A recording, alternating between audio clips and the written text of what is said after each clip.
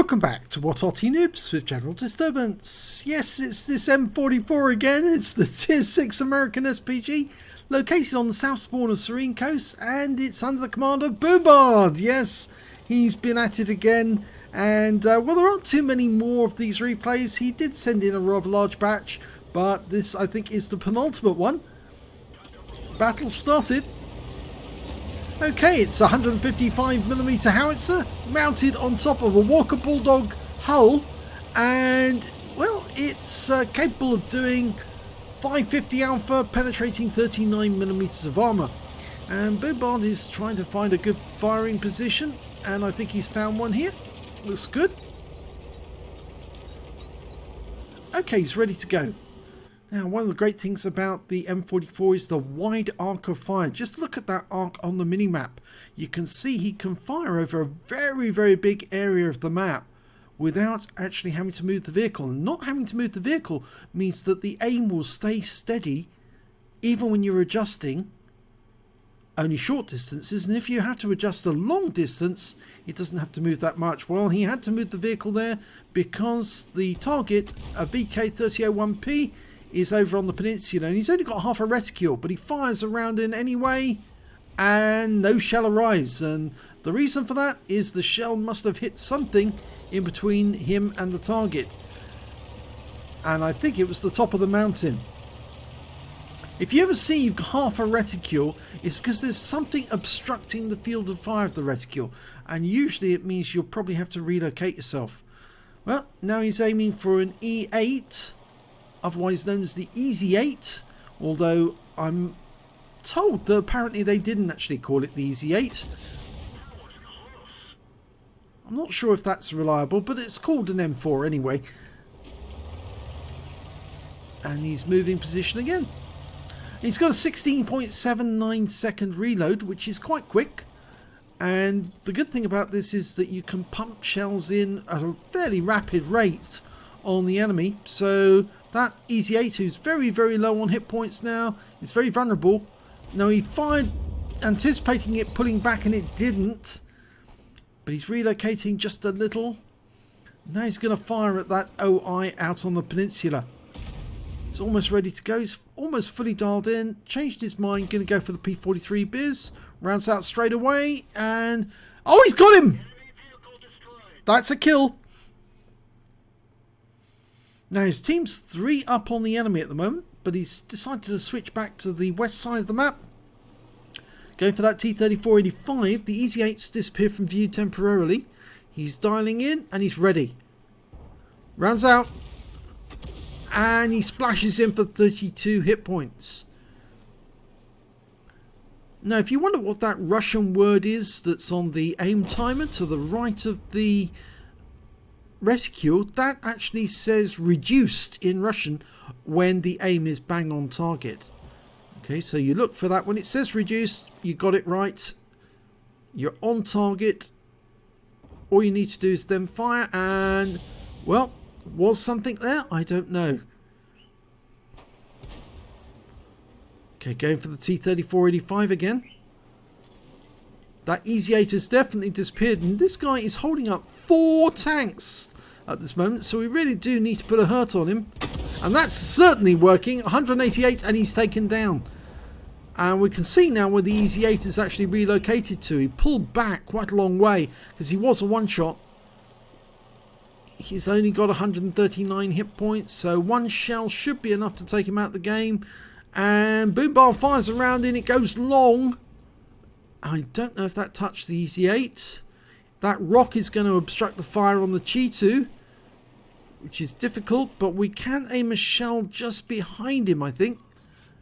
No, that rock face there is very, very difficult to shoot at. Yeah, he's looking for a solution, but he can't find it.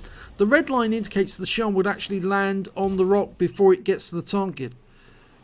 Okay, he's selected a Cromwell. Again, he's hiding behind a house, so we can't get a hit on him. But he's got an AMX-12 ton coming through the dip. Rounds out. Good shot!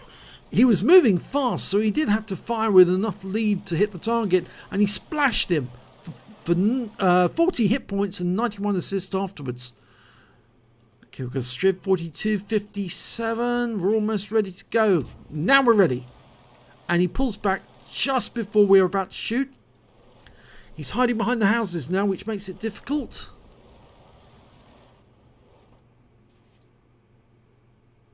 Got no solution except the one there. And that's too far behind him. We're also getting that reticule drift again. It's not a problem because the aim is on the spot that you actually are looking at. So if the reticule does start to drift, it's still hitting target. And he splashed the 4257. 187 hit points off that one. Cromwell's dashing. He's rushing away, running through the buildings as he goes. We know where he's headed. There. Rounds out. And... well, splashes for 113. Near miss. Okay, the Jagdpanzer 4. Scores are even. Rounds out on the Jagdpanzer. Oh, 62 hit points from a near miss again. He's getting a lot of near misses.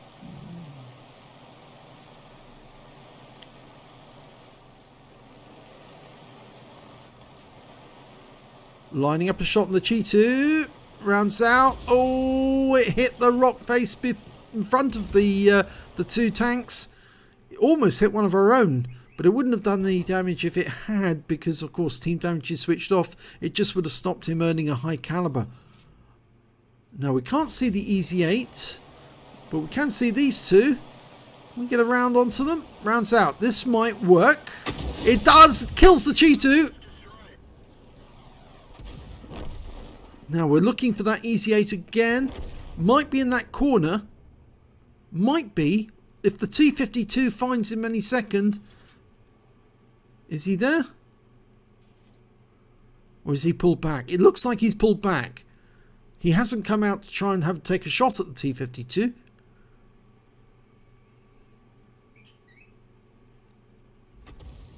Okay, there's the Cromwell.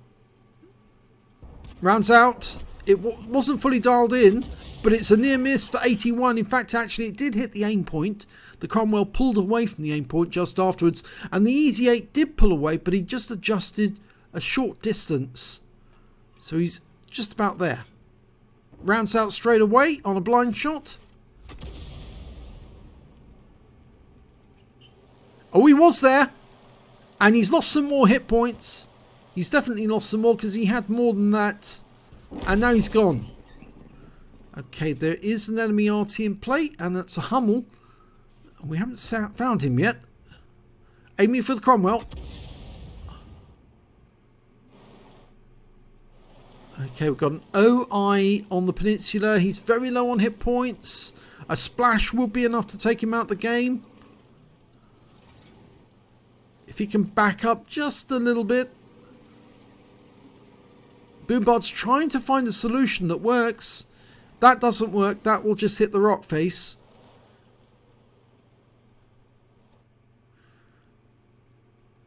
Okay, instead he's gone back to looking for the enemy Arty.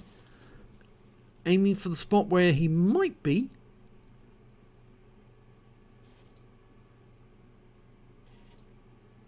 Of course, there is another spot you can aim at, and that's at B. Oh, saw a tree go down there. Something being knocked down. I was about to say there is a tree located in B9 where you can hide behind and shoot at the enemy, and he might be in there. But at the moment he thinks he's around these trees here. Ah, there he is. He was near the cap. In the dip. Okay, we're on the aim point. Don't worry about the reticule drift. He's loaded. And, oh, just when he was about to shoot, he takes the aim away and goes for the 4257, and he misses him. Oh, that's so disappointing. He could have had a certain kill on the Hummel. He was already at 2 kills, and it's 4 versus 4 now. But the Hummel has been killed. He is out the game. Okay, so the enemy team's got an OI, a Cromwell, a Striv M4257 and a Dickermax. And when last seen, the OI and the Striv are on the peninsula. Cromwell up north. We don't know where the Dickermax is. We've never seen him. He's not been sighted at all. So he might be out on that little small peninsula, which is in D0. Okay, there's the Cromwell. Dialing in.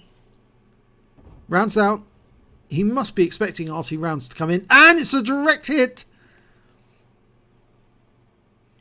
Our T52 is doing a good job actually holding that Cromwell there for the moment.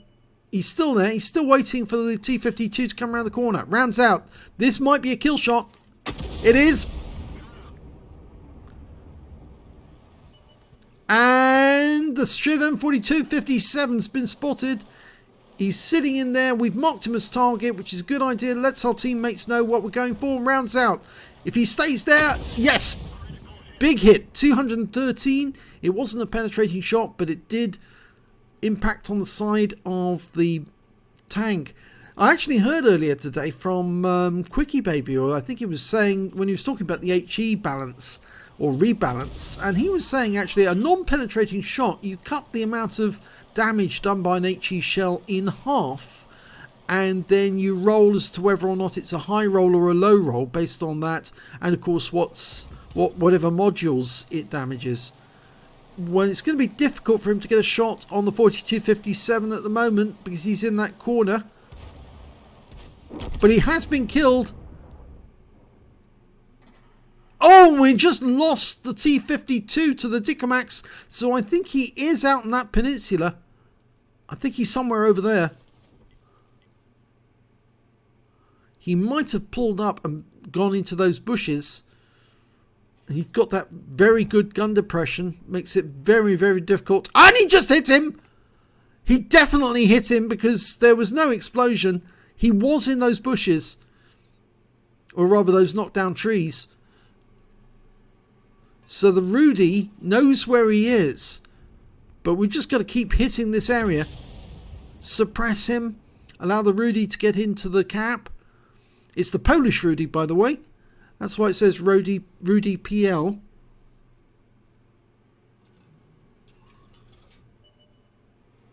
Okay, there's the OI. He's on one shot if we can get around. Oh, too far away. Next round, if we can put him in. He's looking at our Nashorn. And he just killed the Nashorn. So we're going to lose sight of the OI very, very shortly. So we need this one to be on target. Rounds out. It wasn't on target, and consequently we don't know where the OI has gone. The OI wasn't going to go into the deep area of the water, so I suspect that he would have gone around that corner, and he's going to be making his way round to deal with the Rudy. Rudy's coming around to have a look for him. Remember, it's very deep water around there, and the Rudy needs to be careful because the Dickermax is nearby.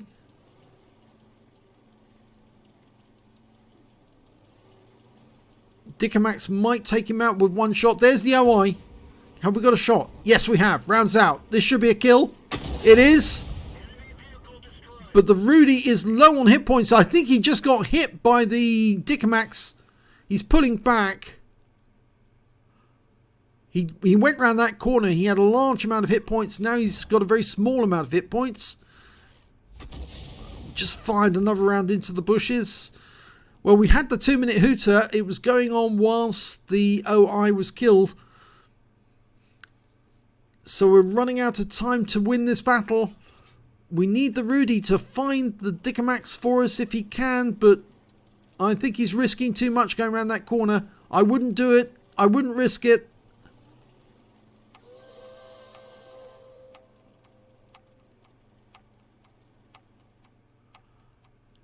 He's probably still in that corner somewhere. We've had the 1-minute hooter. Don't risk it, Rudy.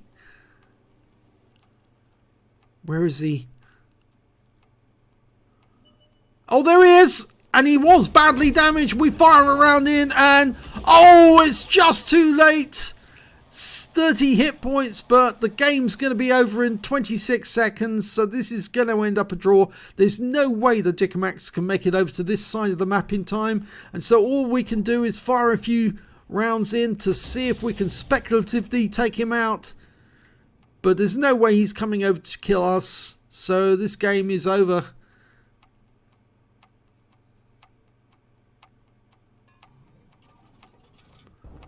One last round.